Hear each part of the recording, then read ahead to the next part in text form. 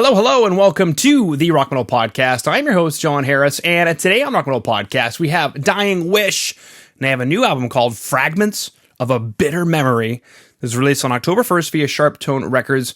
Right now I'm being joined by Emma to share some more information about this stellar release and what they've got going on and all the sweet, beautiful news, other than the bitter part. But that's the counter to the bitter is the sweet. You got to have all of them in there. A little savory. Savory. That's right. A little umami. Sweet. So Emma, welcome to the show. Hi, thanks for having me. Absolutely great to have you on. Super excited and stoked, I'll be honest, for this interview because I dig your guys' stuff. I like what I've heard so far. I like, what's going on. So actually kind of like on off cuff. Not even really a question, but every now and again a band comes out where I'm like, whoa, I'm almost kind of floored. What went into crafting this record, and with that, I guess, tangentially, you can go on a tangent, everything that we're seeing so far, such as the music videos, but I can always ask those a little bit later. My first question really, though, is what went into crafting Fragments of a Bitter Memory? Well, we have been a band since 2018. In the first couple years, we put out a demo and a split with a band from Alberta called Serration. And, we kind of were still trying to figure out our sound and, navigate who exactly we wanted to be. But this record, there was quite a bit of hype around the songs that we had out, and especially because of my feature on the last Knocked Loose record. So expectations were pretty high, but I feel like our expectations for ourselves were the highest. So really how this record came to fruition was all of us, really deciding what our mission was as a band, what kind of sound we wanted, and putting all of our best parts of ourselves and what we wanted this band to be onto the record. Yeah. Follow up to that, which is kind of a crazy question, but how do you do that? You just have a sit down session and you grab everybody and say, we got to unify our vision, or how does that work? I think it just happens really naturally with us. We just would spend a lot of time together on the road or, here at home because we all live in Portland, and just kind of talking about collectively what we would want the record to sound like and who our influences were and, what kind of elements we wanted to bring. So I would say it just happened pretty naturally, but at the same time, a lot of it had to do with all of the effort and the time and dedication that we were willing to put into it. Mm-hmm. The pandemic definitely helped with that as well. It helped. Okay, so it was a blessing in disguise. Tell us about that. Did it just give you guys more time without any pressure to hit the road to work on a record? Absolutely. I'd hate to think that maybe the pandemic did stunt our growth or anyone else's for that matter. But I think that it really gave us an opportunity to kind of slow down, pause, focus 100% on the record and, not on a touring cycle or, anything else going on that, the pandemic put, a pause to. Mm-hmm. Exactly. You mentioned doing some stuff with Knocked Loose. How did that happen? And I wrote down a producer that they've worked with, Will Putney. I was curious if you guys ended up working at all with Will. We did not work with Will. However, we worked with Randy LeBoeuf, who he works with Will in the same studio. So kind of the same world. But yeah, that whole thing also just came about very naturally. Knocked Loose is really great in the way that they, understand that they have a reach to kind of this outside world that isn't exactly a small local hardcore scene. So, when they do their tours, they kind of hand select local support as far as people who they think are representing their local scene the best, respectively. And they chose us, which was for Portland, which was great. And I want to say this was early 2019 or late 2018. And we played the show with them. And then, from there, I think it just kind of happened that, naturally just becoming friends with them on the internet or whatever. And then Brian just hit me up one day and asked me if I wanted to do a feature, and obviously, yes. So, Yeah. yeah. Who knew friends on the internet? As soon as you said that, I was like, ugh, friends on the internet. Well, yeah, I mean, it's an interesting concept. Just people that you're associated with and within a music scene that you don't necessarily see on a regular basis because you live in different parts of the world, Yeah, the internet. Has it brought us together? Has it torn us apart? Who knows? Both. Both. It's a very complex issue. Yes, it is. Scientists somewhere are working on the answer to that very question. Mm-hmm. Should we keep knowledge away from the layman once again? Who knows? Right. Let's chat about a couple of these tracks that have come out as singles from the record, complete with stunning music videos. We've got Innate Thirst and Until Mourning Comes. And akin to these, lyrically, is there a theme to this record? There is not a super specific theme. However, there is a lot of suffering and uncertainty happening in the world right now, and especially when we wrote this record. So the record kind of is about all of these different issues that kind of do intersectionally deal with each other because of, the socio-political economic climate that we're living in. Like addiction and trauma and mental health and policing and violence and all of these things, they are interacting with each other because of the state of the world that we live in today. But I wouldn't say that it's not necessarily a concept, but it all just kind of falls together.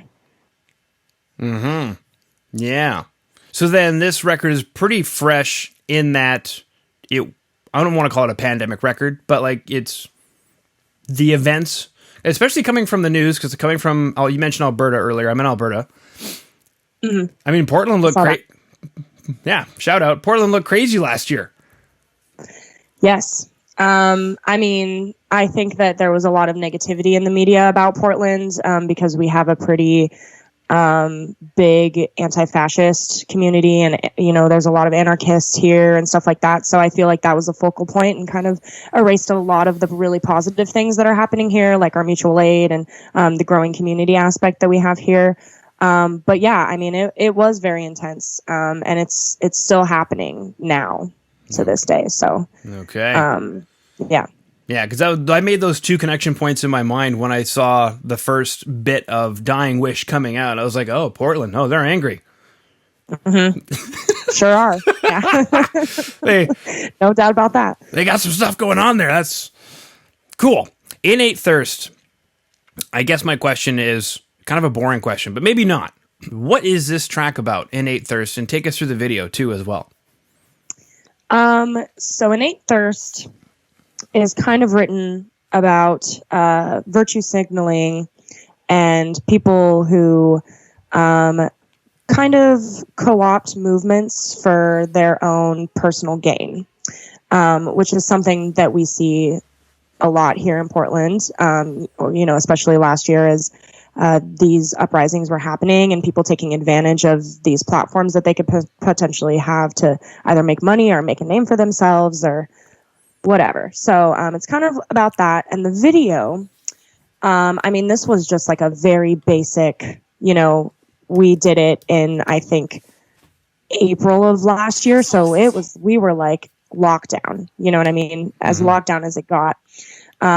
So it's just a performance video. And then the narrative is, kind of this very beautiful, vain girl, and she creates this scene in which she steps into this beautiful tub of water and then she poisons it.